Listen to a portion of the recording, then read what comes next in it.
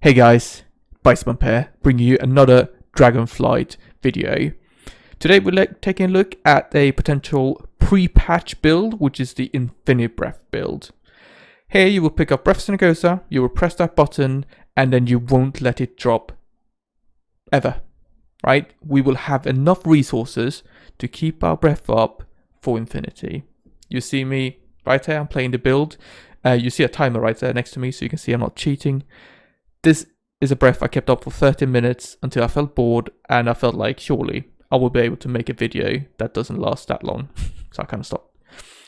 Anyway, Dragonflight, all the talents and such will come to us on the pre-patch, and essentially we have many more ways of generating resources.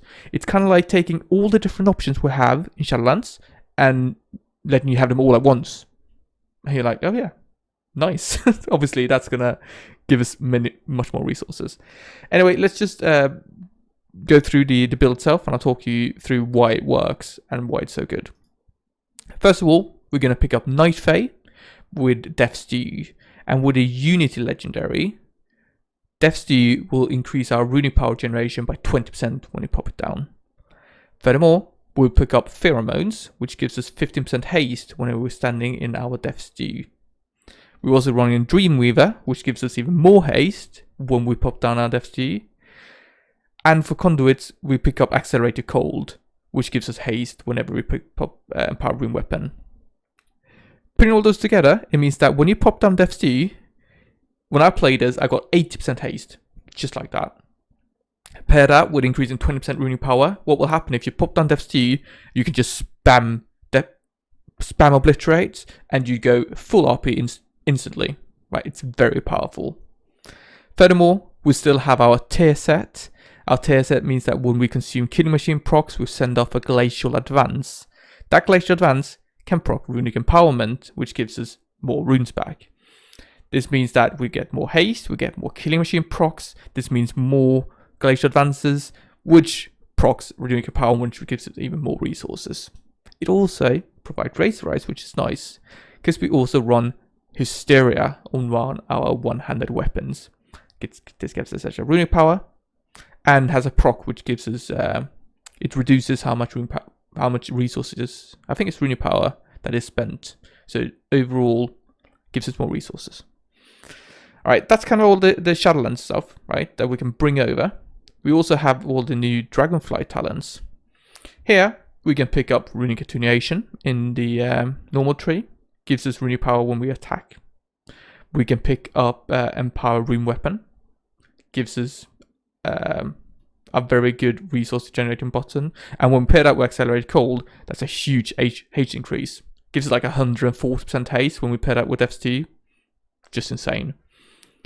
Icy Talons gives us more attack speed, which gives us more Killing Machine procs, more resources. And we have Death's Echo and Unholy Ground. Unholy Ground gives us 5% more haste when we pop on Death's Due. And then Death's Echo gives us 2 more charges, which just makes it a bit easier to play around with it. So when you drop low, you can pop down Death's Due. And the fact that you have 2 charges means that you can kind of hold the next one for you when you need it, or when you make up 2 charges. In the Frost Specific tree, we pick up Razor the Frozen Champion. Gives us runic power whenever we spend a rhyme proc, and increases the chance of getting rhymes. More resources. We have Murderous Efficiency. Makes it so that we have a 50% chance of generating rune whenever we spend a Killing Machine proc. We have another charge of Empowered Rune Weapon. Again, this helps kind of... we can use the Empowered Rune Weapon when we need it, and it just makes sure that we use... overall, like if you look at a very long time, it means that we use Empowered Rune Weapon every 2 minutes, and we use it when we need to. If you don't pick this, you will potentially delay Empowered Rune Weapon, which loses you out on uptime overall. We pick up Horn of Winter.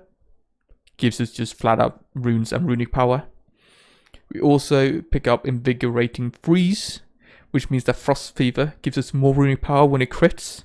We have so much stats now, so it's just gonna proc all the time, gives us so many resources as well. And finally, we have Renew Command, which increases our max renew power. That is a long list, as you can imagine, right?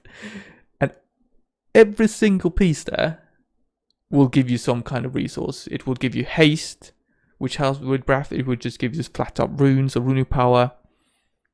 You know, overall, we just have so much of everything. We'll see if they nerfed it in some way. I wouldn't want it to be, you know, the issue with this kind of build is that you need to stick on your target, otherwise you're going to drop your breath. However, right, if you have an infinite breath, it means that Breath of Sindragosa is going to come off cooldown before you drop it. So what happens is that you have it constantly on your target, right? You get forced out. When you run back in, you just pop breath again because it was 3 minutes since you used it last time, right? It will depend heavily on how often you need to run out of melee. And if you do need to run out of melee, you can always kind of like spam Howling Blast to kind of keep it up. I don't know. We'll see how it plays out, but I think this might just make Frost incredibly powerful in the pre-patch. It's going to be fun for sure. We'll see what happens. Leave me a comment down below. Let me know. Are you excited about this build? Do give it a go. See what you think. Give it an upvote, downvote. Consider subscribing if you want to see more of this kind of content. Thank you very much for watching, and I'll see you guys in the next video. Bye bye.